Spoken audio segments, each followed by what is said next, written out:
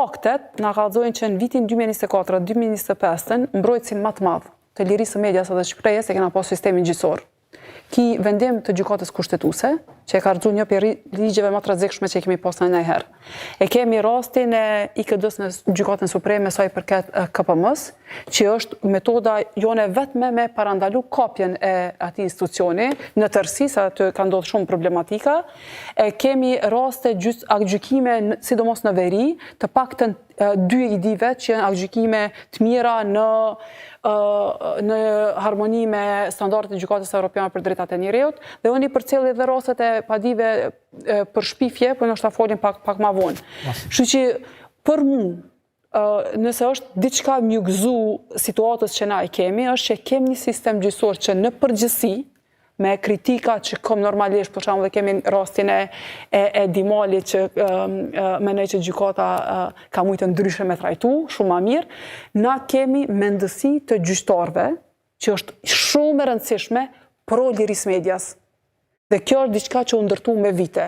Mendimen e Akademisë së Drejtësisë me trajnimet e shumta që janë bu të Këshillit të Evropës, po edhe vetë gjyqtarët, të cilët në bindjet e tyre nuk e shohin mundësinë kur ju vjen një akt gjykim t'i dënoj gazetarët. Dhe që për mua e ka dhënë në fakt një nivel të pavarësisë. Nëse ti ki kryeministrin e krejt skenën politike t'u denigru mediat ditë e natë, po e ki sistemin gjyqësor që e sheh dhe kupton rëndësinë e lirisë shprehjes dhe vendos në favor gjithmonë në pajtim me standardet më të mira, për mua që ajo është i vetmi, si me thonë, aspekt pozitiv i situatës aktuale. E njëjta situatë nuk është me policinë dhe me prokurin. Në qoftë se ngacmohesh si aktiviste dhe si gazetare, atëherë gjasat që prokuria të merr seriozisht janë shumë të vogla. Mos flasim nëse je gru. Nëse je gru haraje. Domethënë të bëjmë po ti po fol, normalisht që duhesh me se pritjet janë që ti s'duhet me fol. Po s'duhesh me fol. Betima e mirë? Mirë. Mirë, po. Ndërsa për politikan, në qoftë se ka çfarë do ngacmimi me një kërcënimi aty online, krejt shteti quhet në kumë, dhe ai person identifikohet, quhet mbajtje për shumë shpejt, me 24 orëve, dhe standardet janë të dyfeshta. Po kthehemi te ju, zonja Aliti, edhe vetë, po edhe me kolegë gazetarë që punoni, sa po ndjehet ky presioni i krejt kësaj që e diskutuam deri tash, pra, një gjuhë që është e papranueshme, forma të denigrimit të gazetarëve, të medjave, nga ana e këtyre që janë duke udhëhequr, qysh ndjehen edhe çfarë përvojash kanë në terren kur po dalin?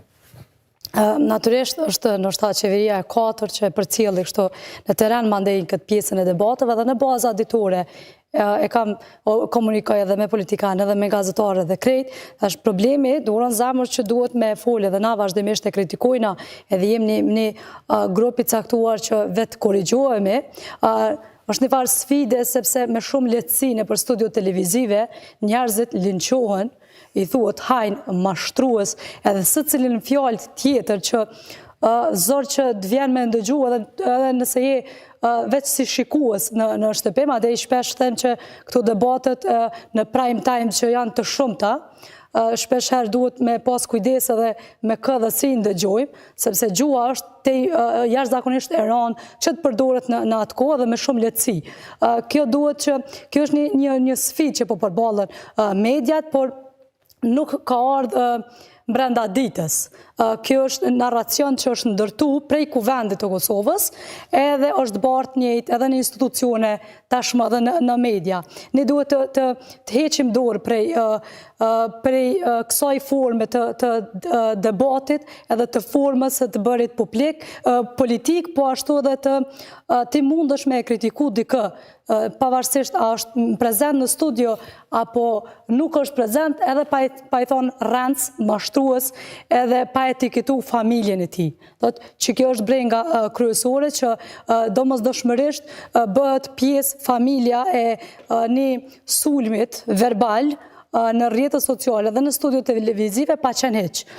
Kemi pas me 10 raste kur janë bërë target i sulmeve familjarë të deputetëve, ministrave edhe gjithçka tjetër, nuk është mirë as për media, por mandej kjo është një ballafaqim tjetër edhe mes neve, sepse natyrisht që debati mund të mos shikohet nëse nuk i ka 5 titujt për plasje, fyën rënd, akuzën, do të thotë që to janë titujt që të nxitin për me shiku një video sa do që është shkurt është ajo. Pra një faj madhë është edhe të vetë media. Po natyrisht, por ne e mira është që ne vetë korrigjohemi, e shohim se cili është problemi. Nuk janë media ato që dalin në shesh edhe intervistojnë edhe mande i shkpusin edhe i dalin, por ne nëse nuk ja bëjmë autokritikën vetës, nuk është që mund të presim shumë, sepse e njëjta narrativ, nëse po flasëm rastin e fundit, Donika Kërvalla, e ka quajtur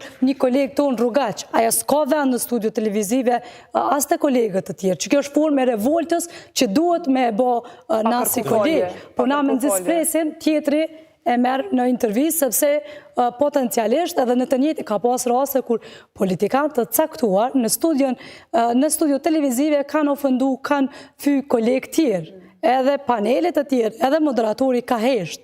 Kjo për shkak që nuk mund të shkoj më ex-deputeti ose politikani ose ministri s'ka rëndësi kusht, edhe nuk bëhet pjesë e jonë. Domethënë, ne pak kjo idea e konkurrencës na ka hup këtë afërsinë edhe ndërnjerëzore, edhe të kolegëve, sepse ne jemi të njëjtë nëse Donika Kërvalla, Albin Kurti, kush do qoftë, e sulmon një gazetar të KTV-s, një stenishit RTK-s, se cilit medium në një mënyrë ose tjetër, jo, në ka sulmu të gjithve. Do më thonë, veç nuk ka ardhe radha, sepse ne jemi pas ti. Nëse përshoj që nuk është një farë unifikimi edhe ndër kolegë. Ka solidaritet mes kolegë? Nuk ka, dorën zemër nuk ka, do të thonë, Asociacioni Gazetarëve është të e bërë një punë të jashtëzakonshme. Unë jam sulmuar në zgjedhjet e fundit prej një shefit shtabit të një subjekti politik, edhe brenda 24 orëve po më nej AGK-ja në momentin që ka reagu, më kanë pyet për gjendje dhe gjithçka tjetër, do thotë, edhe këtë pushteti se cila parti. Unë më kanë konferencë për media kur u kanë Ramosh Haradinaj kryeminist, na ka quajtur analfabet. Më thonë më kanë në konferencë. Do thotë, çka është dashur, me i marr krejt mikrofonat edhe me dal. Ne kemi pas raste edhe në terren, kemi thonë, hajde po solidarizojmë gjithë me një veprim të caktuar, nuk është se e ke pa vullnetin e kolegëve që e kanë bërë një veprim të tillë. Do thotë, nuk pushteti, politikanët i bën arrogant.